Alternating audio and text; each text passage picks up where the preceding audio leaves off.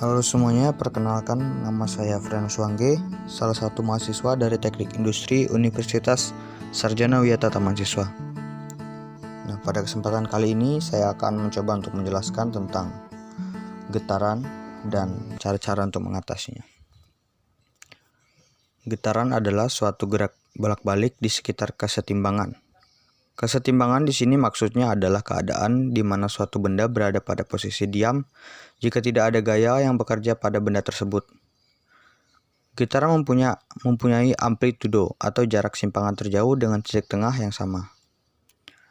Nah, jenis-jenis getaran dibagi menjadi dua, yaitu adalah getaran bebas dan getaran paksa. Getaran bebas terjadi bila sistem mekanis dimulai dengan gaya awal, lalu dibiarkan bergetar secara bebas. Contoh getaran seperti ini adalah memukul garpu, tala, dan membiarkannya bergetar, atau bandul yang ditarik dengan keadaan setimbang lalu dilepaskan. Getaran paksa adalah getaran yang terjadi bila gaya bolak-balik atau gerakan diterapkan pada sistem mekanis. Contohnya adalah getaran gedung pada saat gempa bumi. Oke, yang berikutnya tentang pajanan getaran di pekerjaan dan pengaruhnya terhadap kesehatan. Pajanan faktor fisik berupa getaran merupakan salah satu faktor yang dapat mempengaruhi kesehatan pekerja. Pemajanan getaran pada pekerja yang tidak tepat akan mengakibatkan timbulnya masalah dan bahkan kerugian untuk perusahaan. Keluhan yang dapat terjadi akibat getaran adalah cedera, gangguan tulang belakang, dan gangguan kesehatan yang lain seperti gangguan penglihatan, kandungan kemih, ada darah dalam urin, dan cedera vaskular. Getaran adalah gerakan osilasi mekanis pada suatu permukaan di sekitar suatu titik. Getaran secara keseluruhan dapat terjadi akibat berbagai proses di berbagai sektor industri seperti pertanian, pertambangan, dan konstruksi. Pajanan getaran yang dapat menimbulkan gangguan kesehatan terutama adalah getaran dengan frekuensi kisaran antara 2 sampai 1000 Hz, penggunaan peralatan bergetar yang berkontak langsung dengan pekerja akan menimbulkan efek yang berpengaruh terhadap jaringan tubuh yang terkena dan rangsangan terhadap saraf serta metabolisme tubuh.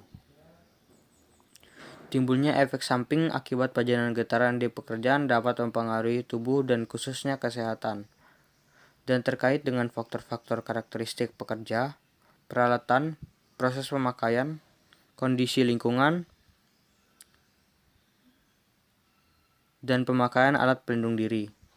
Dikhawatirkan dengan bertambahnya usia dan beban pekerjaan, kejadian hematuria akan semakin meningkat. Pentingnya pemeriksaan kesehatan secara okupasi dilakukan karena kegunaan dan manfaatnya yang besar untuk perusahaan sehingga dapat mendeteksi dan mencegah lebih dini dan pekerja sendiri. Sehingga pekerja mengetahui keadaan kondisi fisiknya serta mengingatkan akan kesadaran melakukan prosedur kerja dan penggunaan alat pelindung diri yang baik dan benar. Oke, di sini saya mengambil contoh kasus getaran pada transportasi umum, yaitu transportasi penyeberangan sungai di desa saya, yaitu Desa Sukamandang, Provinsi Kalimantan Tengah.